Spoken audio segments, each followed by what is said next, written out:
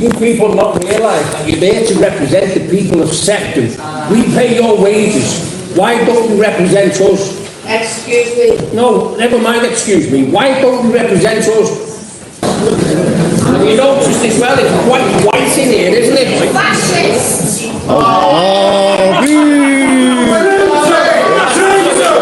Absolutely surprised that there was only one family in B&B that's classed as homeless. Before I get to my supplementary question, I'd just like to say a couple of things. Why? Well, it's part of the question. Right, okay, so the question is, the housing estate on Lineker Road, on the old Johnson site, there's 125 houses being built there.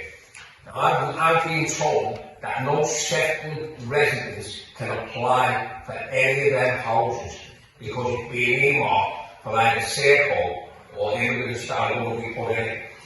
If that is the case, that is totally and utterly unacceptable. And I ask this council to put a stop to that because it would literally destroy the area.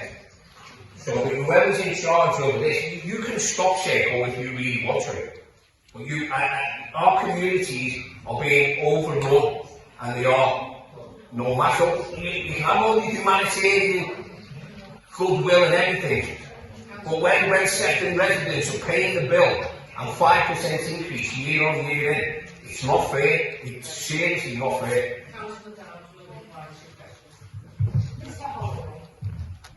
Please to inform you that is absolute nonsense and it is not. The World Health IR 2025 systematic review, commissioned and peer-reviewed by the World Health Organization, shows that RF radiation causes cancer in laboratory animals. This is a rigorous gold standard review assessing all relevant evidence with full transparency. What's your group called, Arlene? It's the Radiation Research Trust charity. Right. We've been established since 2003. Brilliant. So I finally got my questions on the agenda for tonight's council meeting. Why have you tried a few times, have you? I've tried probably. Last time I submitted them in good time and they weren't accepted. On what grounds, you know? They said I'd missed the 12 o'clock deadline, but the 12 o'clock deadline is not in their constitution. And plus, I'd reached the deadline in a day in advance. Wow. So I've got a complaint on the go about that. That's right, yeah. But they've approached me and said, invited me to put my questions forward now. So that's good. It's good progress. Yeah, so I'm pleased about that. Brilliant. But I've got my question prepared finally. This was the question I was trying to get raised in July. Okay. But I can read it for you if Brilliant, you want. Yeah. Yep. Well, my question is, the Radiation Research Trust wishes to bring the Council's urgent attention to the latest findings of the World Health Organization's International Agency Research on Cancer, IARC's, latest research that was published in 2025.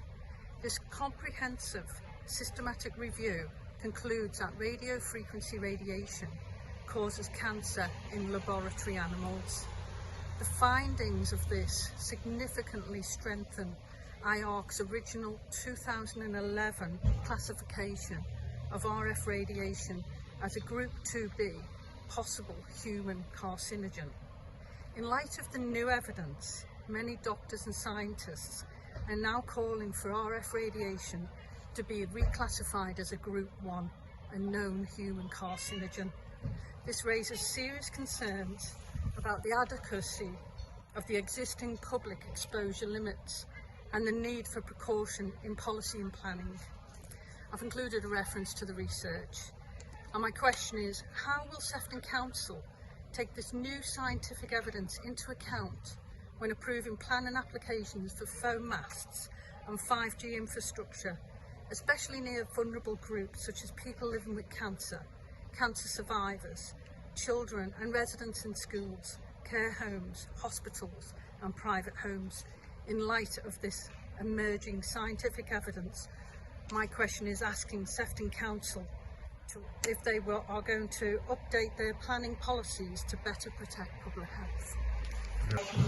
Given that the public legal duties under the European Electronic Communications Code, the Equality Act 2010, and the precautionary principle, and in light of the legal precedents of the Thomas versus Cheltenham Borough Council case and the Yasmin Skelt versus the Secretary of State in 2003, confirm that the ITNA compliance cannot automatically dismiss health concerns, my question is this: will you ensure that no new mobile phone masts or antennae are approved near schools, care homes, hospitals or residents' homes unless planning policies, risk assessments and precautionary measures fully reflect this evidence? And will you acknowledge that failing to act could leave you personally and politically accountable?